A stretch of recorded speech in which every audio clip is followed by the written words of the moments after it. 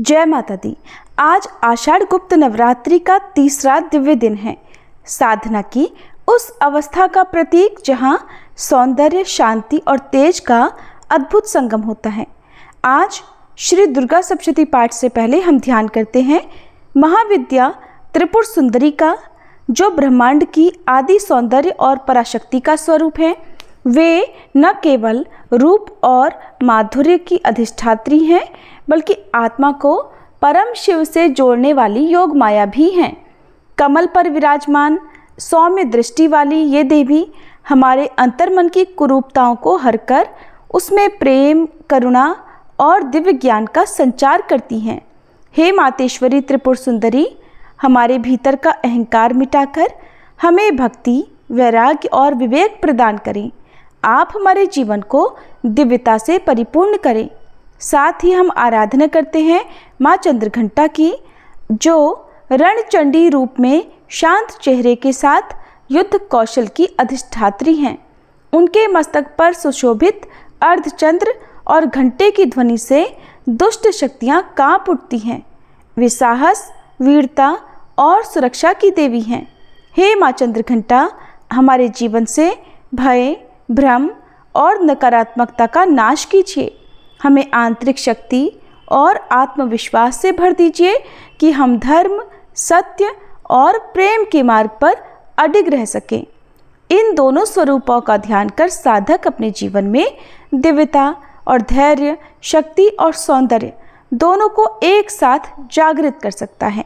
सभी मिलकर प्रेम से बोलिए, महाविद्या माँ त्रिपुर सुंदरी की जय, माँ चंद्रघंटा की जय। आज नवरात्रि का तीसरा दिन है और आज श्री दुर्गा सप्तशती का चौथा अध्याय पढ़ा या सुना जाता है। और आज की इस वीडियो में आप सभी सुनने वाले हैं श्री दुर्गा सप्तशती का चौथा अध्याय। उससे पहले सुनिए अर्गला स्तोत्र का हिंदी अनुवाद। ओम नमः चंडिकाय। श्री मार्कंडेय जी कहते हैं, जयंती मंगला काली भद्रकाली कपालिनी दुर्गा क्षमा शिवा धात्री स्वाहा और स्वधा, इन नामों से प्रसिद्ध जगदम्बिके आपको मेरा नमस्कार है। देवी चामुंडे आपकी जय हो। संपूर्ण प्राणियों की पीड़ा को हरने वाली देवी आपकी जय हो। सब में व्याप्त रहने वाली देवी आपकी जय हो। काल रात्रि आपको नमस्कार है। मधु और कैटभ को मारने वाली तथा ब्रह्मा जी को वरदान देने वाली देवी आपको नमस्कार है। आप मुझे रूप दो, जय दो, यश दो और काम क्रोध आदि शत्रुओं का नाश करो। महिषासुर का नाश करने वाली तथा भक्तों को सुख देने वाली देवी आपको नमस्कार है। आप रूप दो, जय दो, यश दो और काम क्रोध आदि शत्रुओं का नाश करो। रक्त बीज का वध और चंड मुंड का विनाश करने वाली देवी आप रूप दो, जय दो, यश दो और काम क्रोध आदि शत्रुओं का नाश करो। शुंभ और निशुंभ तथा धूम्रलोचन का मर्दन करने वाली देवी आप रूप दो, जय दो, यश दो और काम क्रोध आदि शत्रुओं का नाश करो। सबके द्वारा वंदित युगल चरणों वाली तथा संपूर्ण सौभाग्य प्रदान करने वाली देवी आप रूप दो, जय दो, यश दो और काम क्रोध आदि शत्रुओं का नाश करो। देवी आपके रूप और चरित्र अचिंत्य हैं। आप समस्त शत्रुओं का नाश करने वाली हो। रूप दो, जय दो, यश दो और काम क्रोध आदि शत्रुओं का नाश करो। पापों को दूर करने वाली चंडिके, जो भक्ति पूर्वक आपके चरणों में सर्वदा मस्तक झुकाते हैं, उन्हें रूप दो, जय दो, यश दो और उनके काम क्रोध आदि शत्रुओं का नाश करो। रोगों का नाश करने वाली चंडिके, जो भक्ति पूर्वक आपकी स्तुति करते हैं, उन्हें रूप दो, जय दो, यश दो और उनके काम क्रोध आदि शत्रुओं का नाश करो। चंडिके, इस संसार में जो भक्ति पूर्वक आपकी पूजा करते हैं, उन्हें रूप दो, जय दो, यश दो और उनके काम क्रोध आदि शत्रुओं का नाश करो। मुझे सौभाग्य और आरोग्य दो, परम सुख दो। रूप दो, जय दो, यश दो और मेरे काम क्रोध आदि शत्रुओं का नाश करो। जो मुझसे द्वेष रखते हो, उनका नाश और मेरे बल की वृद्धि करो। रूप दो, जय दो, यश दो और मेरे काम क्रोध आदि शत्रुओं का नाश करो। देवी मेरा कल्याण करो, मुझे उत्तम संपत्ति प्रदान करो। मुझे रूप दो, जय दो, यश दो और मेरे काम क्रोध आदि शत्रुओं का नाश करो। अंबिके, देवता और असुर दोनों ही अपने माथे के मुकुट की मणियों को आपके चरणों पर घिसते रहते हैं। आप मुझे रूप दो, जय दो, यश दो और काम, क्रोध आदि शत्रुओं का नाश करो। आप अपने भक्तजन को विद्वान, यशस्वी और लक्ष्मीवान बनाओ तथा रूप दो, जय दो, यश दो और उसके काम, क्रोध आदि शत्रुओं का नाश करो। प्रचंड दैत्यों के दर्प का दलन करने वाली चंडिके, मुझ शरणागत को रूप दो, जय दो, यश दो और मेरे काम, क्रोध आदि शत्रुओं का नाश करो। चतुर्मुख ब्रह्मा जी के द्वारा प्रशंसित चार भुजा धारिणी परमेश्वरी, आप रूप दो, जय दो, यश दो और काम, क्रोध आदि शत्रुओं का नाश करो। देवी अंबिके, भगवान विष्णु नित्य निरंतर भक्ति पूर्वक आपकी स्तुति करते रहते हैं। आप रूप दो, यश दो और काम, क्रोध आदि शत्रुओं का नाश करो। हिमालय कन्या पार्वती के पति महादेव जी के द्वारा प्रशंसित होने वाली परमेश्वरी, आप रूप दो, जय दो, यश दो और काम, क्रोध आदि शत्रुओं का नाश करो। शचीपति इंद्र के द्वारा सद्भाव से पूजित होने वाली परमेश्वरी, आप रूप दो, जय दो, यश दो और काम, क्रोध आदि शत्रुओं का नाश करो। प्रचंड भुजदंडों वाले दैत्यों का घमंड चूर करने वाली देवी, आप रूप दो, जय दो, यश दो और काम, क्रोध आदि शत्रुओं का नाश करो। देवी अंबिके, आप अपने भक्तजनों को सदा असीम आनंद प्रदान करती रहती हो। मुझे रूप दो, जय दो, यश दो और मेरे काम, क्रोध आदि शत्रुओं का नाश करो। मन की इच्छा के अनुसार चलने वाली मनोहर पत्नी प्रदान करो, जो दुर्गम संसार सागर से तारने वाली तथा उत्तम कुल में उत्पन्न हुई हो। जो मनुष्य इस स्तोत्र का पाठ करके सप्तशती रूपी महास्तोत्र का पाठ करता है, वह सप्तशती की जप संख्या से मिलने वाले श्रेष्ठ फल को प्राप्त होता है। साथ ही वह प्रचुर संपत्ति भी प्राप्त कर लेता है।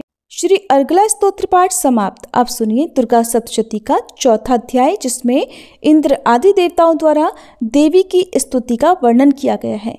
अध्याय सुनने से पहले हम सब मिलकर माँ जगदम्बा का ध्यान करें।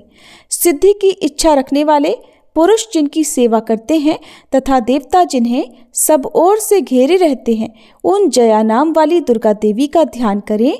उनके श्री अंगों की आभा काले मेघ के समान श्याम है। वे अपने कटाक्षों से शत्रु समूह को भय प्रदान करती हैं। उनके मस्तक पर आबद्ध चंद्रमा की रेखा शोभा पाती है। वे अपने हाथों में शंख, चक्र, कृपाण और त्रिशूल धारण करती हैं। उनके 3 नेत्र हैं। वे सिंह के कंधे पर चढ़ी हुई हैं और अपने तेज से तीनों लोकों को परिपूर्ण कर रही हैं। ओम नमः चंडिकाय। ऋषि कहते हैं, अत्यंत पराक्रमी दुरात्मा महिषासुर तथा उसकी दैत्य सेना के देवी के हाथों मारे जाने पर इंद्र आदि देवता प्रणाम के लिए गर्दन तथा कंधे झुकाकर उन भगवती दुर्गा का उत्तम वचनों द्वारा स्तवन करने लगे। उस समय उनके सुंदर अंगों में अत्यंत हर्ष के कारण रोमांच हो आया था। देवता बोले, संपूर्ण देवताओं की शक्ति का समुदाय ही जिनका स्वरूप है और जिन देवी ने अपनी शक्ति से संपूर्ण जगत को व्याप्त कर रखा है, समस्त देवताओं और महर्षियों की पूजनीया उन जगदम्बा को हम भक्ति पूर्वक नमस्कार करते हैं। वे हम लोगों का कल्याण करें। जिनके अनुपम प्रभाव और बल का वर्णन करने में भगवान शेषनाग, ब्रह्मा जी तथा महादेव जी भी समर्थ नहीं हैं, वे भगवती चंडिका संपूर्ण जगत का पालन और अशुभ भय का नाश करने का विचार करें। जो पुण्यात्माओं के घरों में स्वयं ही लक्ष्मी रूप से, पापियों के यहाँ दरिद्रता रूप से, शुद्ध अंतःकरण वाले पुरुषों के हृदय में बुद्धि रूप से, सत्पुरुषों में श्रद्धा रूप से तथा कुलीन मनुष्यों में लज्जा रूप से निवास करती हैं, उन आप भगवती दुर्गा को हम नमस्कार करते हैं। देवी, आप संपूर्ण विश्व का पालन कीजिए। देवी, आपके इस अचिंत्य रूप का, असुरों का नाश करने वाले भारी पराक्रम का तथा समस्त देवताओं और दैत्यों के समक्ष युद्ध में प्रकट किए हुए आपके अद्भुत चरित्रों का हम किस प्रकार वर्णन करें। आप संपूर्ण जगत की उत्पत्ति में कारण हैं। आप में सत्वगुण, रजोगुण और तमोगुण, ये तीनों गुण मौजूद हैं, तो भी दोषों के साथ आपका संसर्ग नहीं जान पड़ता। भगवान विष्णु और महादेव जी आदि देवता भी आपका पार नहीं पाते। आप ही सबका आश्रय हैं। ये समस्त जगत आपका अंशभूत है, क्योंकि आप सबकी आदिभूत अव्याकृता परा प्रकृति हैं। देवी, संपूर्ण यज्ञों में जिसके उच्चारण से सब देवता तृप्ति लाभ करते हैं वह स्वाहा आप ही हैं। इसके अतिरिक्त आप पितरों की भी तृप्ति का कारण हैं। अतएव सब लोग आपको स्वधा भी कहते हैं। देवी, जो मोक्ष की प्राप्ति का साधन है, अचिंत्य महाव्रत स्वरूपा है, समस्त दोषों से रहित, जितेंद्रिय तत्व को ही सार वस्तु मानने वाले और मोक्ष की अभिलाषा रखने वाले मुनिजन जिसका अभ्यास करते हैं, वह भगवती पराविद्या आप ही हैं। आप शब्द स्वरूपा हैं, अत्यंत निर्मल ऋग्वेद, यजुर्वेद तथा उद्गीत के मनोहर पदों के पाठ से युक्त सामवेद का आधार भी आप ही हैं। आप देवी त्रयी अर्थात तीनों वेद और भगवती अर्थात छहों ऐश्वर्य से युक्त हैं। इस विश्व की उत्पत्ति और पालन के लिए आप ही वार्ता अर्थात खेती और आजीविका के रूप में प्रकट हुई हैं। आप संपूर्ण जगत की घोर पीड़ा का नाश करने वाली हैं। देवी, जिससे समस्त शास्त्रों के सार का ज्ञान होता है, वह मेधा शक्ति आप ही हैं। दुर्गम भवसागर से पार उतारने वाली नौका रूप दुर्गा देवी भी आप ही हैं। आपकी कहीं भी आसक्ति नहीं है। कैटभ के शत्रु भगवान विष्णु के वक्ष स्थल में एकमात्र निवास करने वाली भगवती लक्ष्मी और भगवान चंद्रशेखर द्वारा सम्मानित गौरी देवी भी आप ही हैं। आपका मुख मंद मुस्कान से सुशोभित, निर्मल पूर्ण चंद्रमा के बिंब का अनुकरण करने वाला और उत्तम स्वर्ण की मनोहर कांति से कमनीय है। तो भी उसे देखकर महिषासुर को क्रोध हुआ और सहसा उसने उस पर प्रहार कर दिया। ये बड़े आश्चर्य की बात है।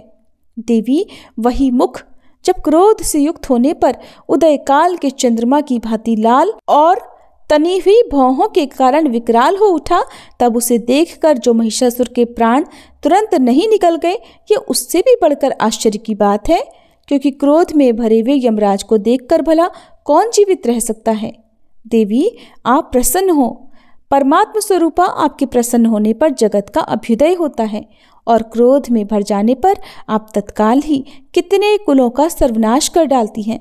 ये बात अभी अनुभव में आई है, क्योंकि महिषासुर की ये विशाल सेना क्षण भर में आपके कोप से नष्ट जो हो गई है। सदा अभ्युदय प्रदान करने वाली आप जिन पर प्रसन्न रहती हैं, वे ही देश में सम्मानित हैं। उन्हीं को धन और यश की प्राप्ति होती है। उन्हीं का धर्म कभी शिथिल नहीं होता और वे ही अपने हष्ट पुष्ट स्त्री पुत्र और भृत्यों के साथ धन्य माने जाते हैं। देवी, आपकी ही कृपा से पुण्यात्मा पुरुष प्रतिदिन अत्यंत श्रद्धापूर्वक सदा सब प्रकार के धर्मानुकूल कर्म करता है और उसके प्रभाव से स्वर्गलोक में जाता है।